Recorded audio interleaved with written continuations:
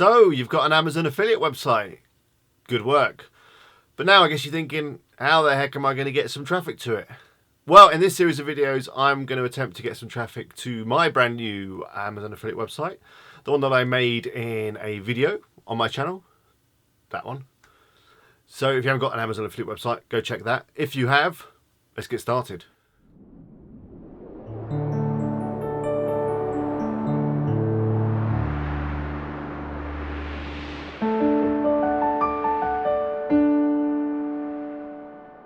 Hello, it's Alex here from wpeagle.com. This video is going to be part of a series of videos where I'm going to take the zombiemerc.com website, which is a brand new website with a brand new domain. It's got hardly any traffic at the moment and it's not earning any Amazon commission. I'm going to take it and I'm going to try and get some traffic to it and earn some commission. And hopefully, if you follow what I do, you better do the same for your website too. This is the first video of the series, and we're going to be taking a look at stuff we can do actually on the website rather than off the website, which is going to be covered in later sections.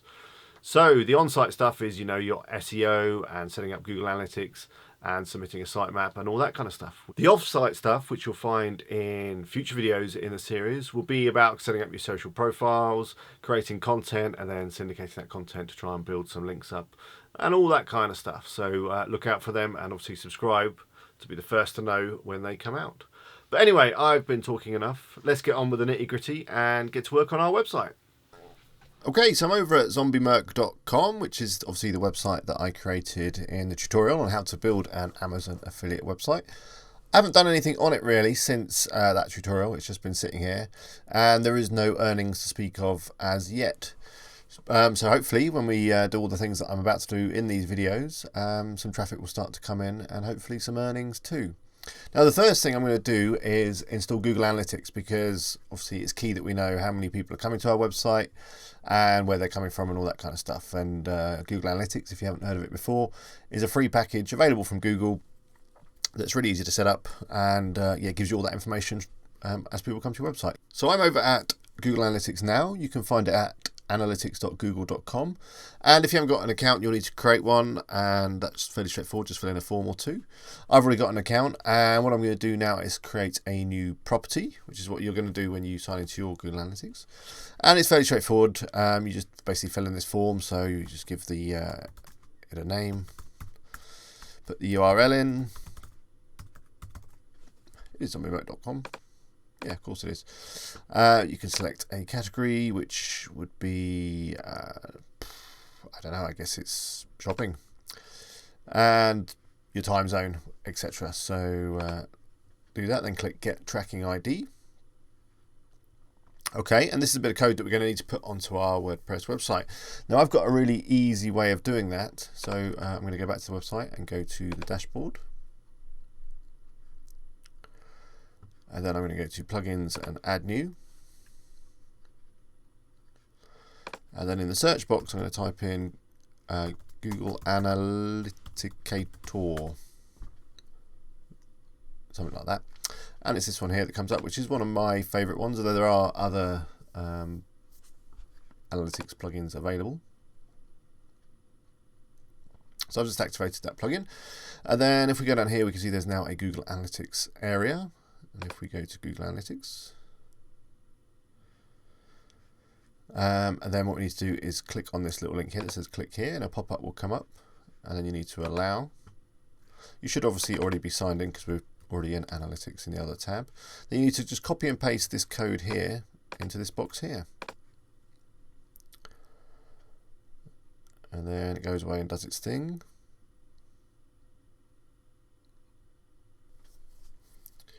And then we're on to our options here, so I'm going to enable it. And then we need to find the correct account. So if we just scroll down, it's at the bottom here for Z. I've got, obviously, as you saw there, quite a few Google Analytics accounts because I manage them for other people and stuff. But hey ho, and then the rest of it is normally all okay. Let's just see if there's anything else that you need to do straight away. It's good to leave all this stuff on, like event tracking. That's handy. And there we go, click Save Changes. So now we'll start getting some information coming into our Google Analytics account from this point forward. So that's good, so we can see the progress, and obviously I'll be using those reports in these videos to show you how good or how poorly the efforts are working that we're about to do in these videos. But I'm hoping that it's all going to work really well, and obviously if you're watching this in the past and I've already created all the other videos in the future, you can skip to the last one and just see how well it all does, which fingers crossed is going to be great. But anyway, okay, so we've done our Google Analytics. The next thing we're going to do, because this video is going to be all about stuff that we can do on the website rather than stuff that we can do off the website, which will be in future videos. But the first thing we need to do is sort out our SEO. Now, in the tutorial video, I installed a plugin called Yoast SEO, which if you haven't installed yet, I recommend that you go and do. You can easily do that just by going again back into plugins and, add new. Which is this screen here. Then in the search box, just typing in Yoast SEO. Now I've already got it installed, but you'd click install and then activate, and then you're ready to start setting up. Now Yoast SEO does a number of cool things. It allows you to set up your page titles. Now the page titles are the bit that appears in the top here in your browser. So the page title of this page here is Google Analytics, and this one is Add Plugins. But on the front of your website, obviously you want to include words that you want to come up for. So the first one we're going to do is the home page. So I'm just going to go up here and click Edit Page. And you'll see that I've already done this one because I did it in the tutorial, which I forgot about, but hey ho. So you come down here and you'll find a panel called Yoast SEO. And the first box is the focus keyword. And that's where you type in the keyword that you want to rank for. So I'm going to type in zombie merchandise. I'm actually going to change it because that's too vague, zombie. Merchandise is what I want. I've used the English UK spelling there, as you'll see. Obviously, if I was in America, I'd probably use the Z. And then what it does is it goes through all the content and lets you know how well you're doing it. Now, the thing is, with the homepage, there isn't a lot of text. There is just obviously some products. So it would probably be a good place to put some text. Now I'm thinking above all the products. So I'm just going to click up here. And I'm going to put some text about zombie stuff. So something like, welcome to Zombie Merc. Now the key with this text is obviously to include relevant keywords. So I'm going to do that right now. So let's think of what we can put. We find all the best. I'm going to get the word zombie in again. Zombie products. No, let's go for merchandise because that's what we were going for. And products from Amazon. So you don't have to. We've got zombie books, zombie games. I might be overdoing it a little bit too much with the zombie word, but hey, let's carry on. Clothes. And much more. That'll do for a start. Now I want this to be quite important. Now Google looks at your header tags within the content to see which text is important and what's not so important. So if I give this a heading tag, which you can do here with this drop down, say H3, it'll also make the text quite nice and big. And I think I'm going to center it as well. So I'm just going to click there. Let's click update and have a look at that. Now every time we click update, Yoast SEO gives the page a score. Which you find over on these little traffic lights. And at the moment it's got a green score, so that's quite good. So let's just view the page and see what that text looks like.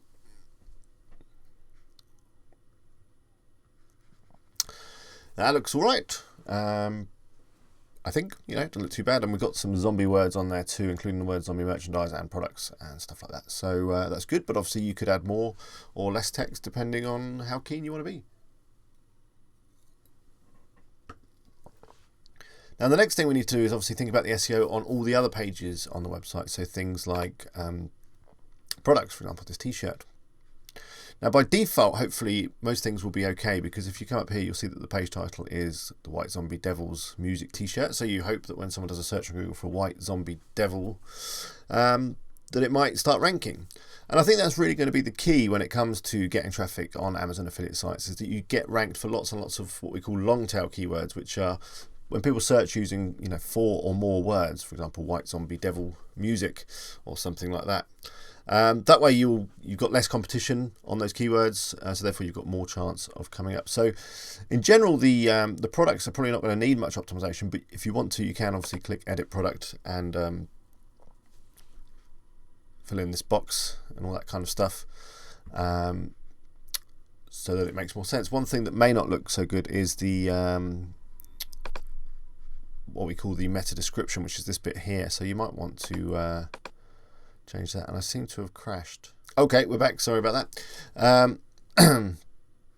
So the focus keyword on this one is zombie devil, and as I say, we might want to just change this description so it makes a bit more sense. So maybe this bit is fine. So yeah, I'm just going to paste that in there like that, and then save it. For some reason, this seems to be crashing in my browser, so I don't know what's going on. I might just have to restart my browser. Hang on, let me just save that. See if we're all right. I had to do a quick edit there. Sorry about that. My browser, Google Chrome, just seemed to be having a fit and crashing. But hey, we're back. So yeah, you can do your products if you want to, but generally I think they'll probably be okay as they come in imported, which is good. The other area you want to look at in terms of SEO is going to be the product categories. So if you go into products and categories, so let's take one, say for example this t-shirts one. I'm just going to open it in a new tab so we can have a look at it on the front. And if we look at the category here, which is the t-shirt one, again, there isn't probably enough text. We could do with like a bit of text at the top here maybe, and the page title is not as it should be. Obviously it should be zombie t-shirts or something along those lines. So let's change that now. So if we click edit product category,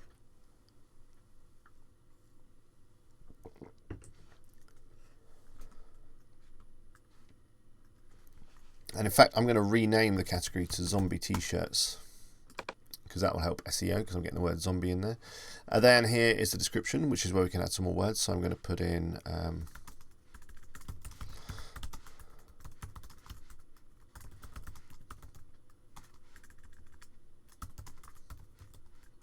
zombiemerc.com. We stock a wide range of sizes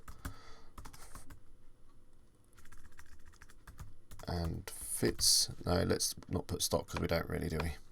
We found a wide range of sizes and fits for all zombie fans worldwide. Obviously, I'm just thinking of this off the top of my dome. I'm going to go away in a minute and do the rest of the categories myself and maybe think about the text a little bit more. But the key is to include keywords as much as you can within text, but also leaving it so that it is still readable by humans and not just gobbledygook. Down here we can change the page title, so let's change that to zombie t-shirts. Maybe add a few more words. Tees.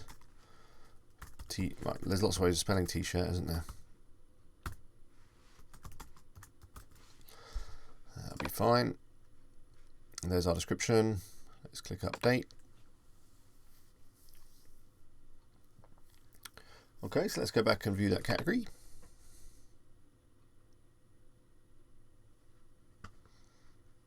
There's our text. What I'm going to do is I think make that a header again and center it. It's a bit like we did on the homepage. The other problem I've got is that the menu now is gone a bit skewed because of the extra word zombie. So I'm going to take that out as well. And to do that, just go back to dashboard and go into the menus. You can rename your menu stuff without having to change the name of the page or category, which is quite good. So I'm just going to select the main menu. Just take out the word zombie.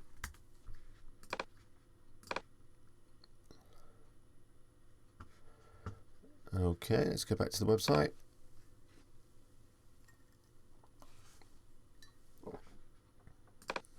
I'm going to go back into the t-shirts and just tidy up this text so it looks a bit bigger and a bit better.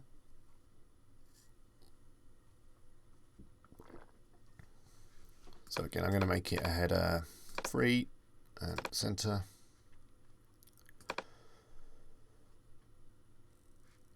So as I said, you are going to need to do this on every category. Now, if you've chosen to bring categories in from Amazon, that means you're going to probably have a lot of categories that you need to do. If you followed my tutorial and you see how I did it, I just set up my own categories and kept them to a minimum. So I've only got 1, 2, 3, 4, 5, 6 to do. So I'm going to do them now, and then I'm going to come back and yeah, we'll carry on doing some more on-site stuff to get this website ranking on Google. Let's do an edit. Okay, so I've done all my descriptions for my product categories. They're all here, as you can see. I'm just on the product categories page here. They're not amazing, but hey, they've got the word zombie in them a few times, and they read relatively well. One thing I noticed while I was doing them, which I maybe didn't mention to you earlier, was that you also probably should get the keyword within your slug, and the slug is basically the URL or the web address of the category. So I've done a couple. I'm going to just do a couple more so that you can see how I do it. So you can do it from this page, which is good, so you can do it quickly. So if I go quick edit, I can just change the slug and the name as well, actually, as I mentioned before. So I'm just getting the word zombie in a bit more.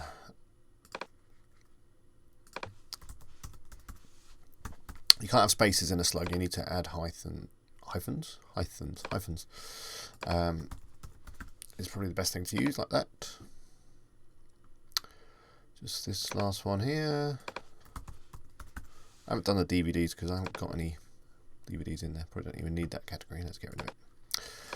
Keep things tidy, eh? Okay, so they're all done. I just need to adjust my menu again because I've renamed. So I'm just going to go back into the menus. And all these have got the word zombie in. Which just basically makes my menu look a bit messy. So that's done. Okay, the next thing we're going to do is create a sitemap and submit it up to Google so that Google knows all the pages and products and everything that we've got on our website. Now, Yoast creates one for us, which is good. So if I go into SEO down here and go to XML sitemaps, we can find our sitemap by clicking on this link here. And there are lots and lots and lots of sitemaps, which is interesting. So let me just go back and just double check the settings. So we can go in here, post types. We don't want to include media, that's good. And all that's fine. I want to include all of that, I think, although there is a lot of taxonomies, which is stuff that's come across from Amazon. So that's probably, I don't think we need all of that stuff. So I'm going to start ticking some of these. I don't want any of this stuff. Basically, all we want is our categories, maybe our tags, our product categories. The top categories are the kind of blog post categories.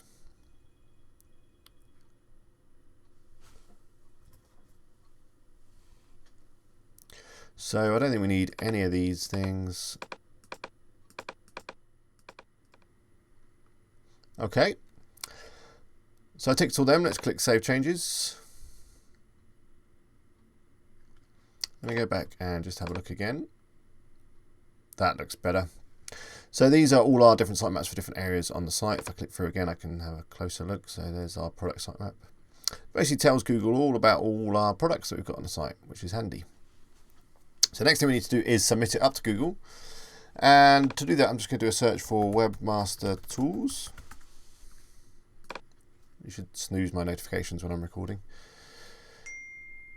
Go away. I'm going to snooze them right now. Go. Sorry. Got a voicemail. Okay, so here's Webmaster Tools. And this is basically where we submit that sitemap. Now, again, you're going to need to have a Google account. You set one up and then register, and you can get to a screen like this. Again, I've got lots of websites in here. I don't think I've got the zombie one already done. Let me just double check. No. I didn't think I did, which is why I'm doing it now. They're definitely not there. No. So I'm going to go up to the top and go to Add a Property. Type in the URL. And then click Continue. Now it's going to want to verify ownership. Now luckily, because we've got Google Analytics installed, which we did earlier at the beginning of this video, we should be able to do it with that. So I'm going to go to alternate methods. Select Google Analytics, click verify, fingers crossed, it's all done. Let's click continue. Obviously you need to be logged in, which you already are, and use the same Google account as you did for Analytics, which I'm sure you did, and that should be fine. So now we're going to go to crawl. And the good thing about this section, by the way, before I go any further, is over some time, these areas here will start to fill up with information. So if there's any problems with your site and how well you're appearing in Google and all sorts of cool stuff. So yeah, really good thing to set up. So I'm going to go to sitemaps, and what we need to do is tell it about that sitemap that we just created with Yoast. So I'm going to click add. I'm just going to go back to the sitemap, which is here. We need to just copy this bit here. So it's sitemap _ index.xml. Oh, I've got too many tabs. Let's close that. And then enter that here in Webmaster Console. Click submit. And we can click refresh. And there it is. It's going to take a little while just to process that. So come back in a bit and you will see some stuff happening. So let's just go and have one final look at the website. I think we're nearly done in terms of the on-site stuff. As I say, the next few videos, which is probably going to be more important, is going to be the off-site stuff. So that's going to be, setting up our social media and starting to build some links. But I'm just going to check if there's anything else we need to do here. I've noticed that because I've changed my slugs look, the this section isn't working. So let's just go back and just change that. If you've broken it too, you might want to just watch this bit. It's because I changed the slugs, so I need to just make sure that it matches. So I changed, also just added the word zombie, didn't I? There we go.